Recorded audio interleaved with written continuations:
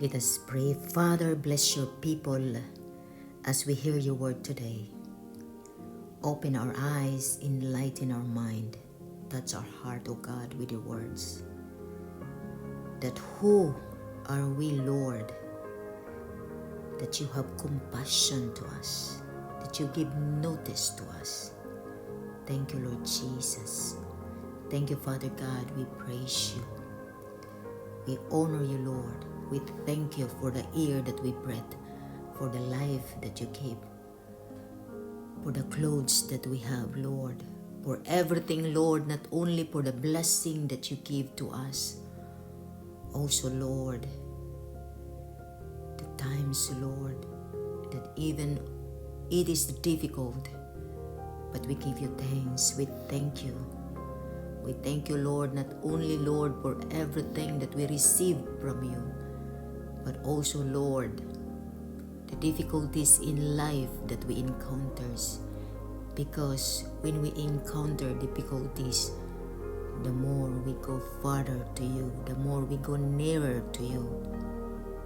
Thank you, Jesus. In Jesus' name we pray. Amen and amen. Psalms 144 verse 1.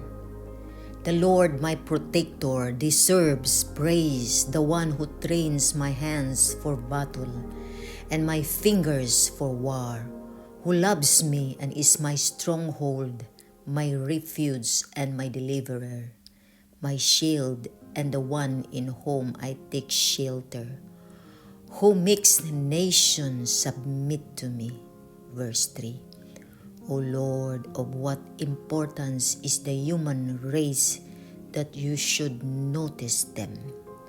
Of what importance is mankind that you should be concerned about them?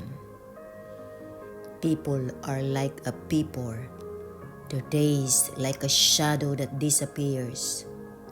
O Lord, make the skies sink, come down, touch the mountains and make them smaller.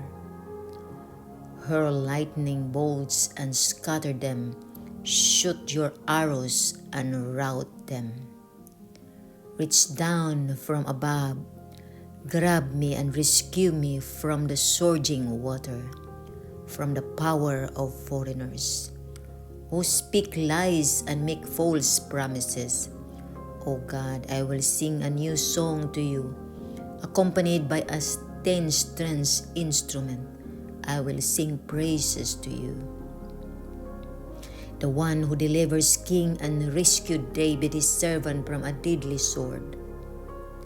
Grab me and rescue me from the power of foreigners who speak lies and make false promises. Then our sons will be like plants that quickly grow to full size.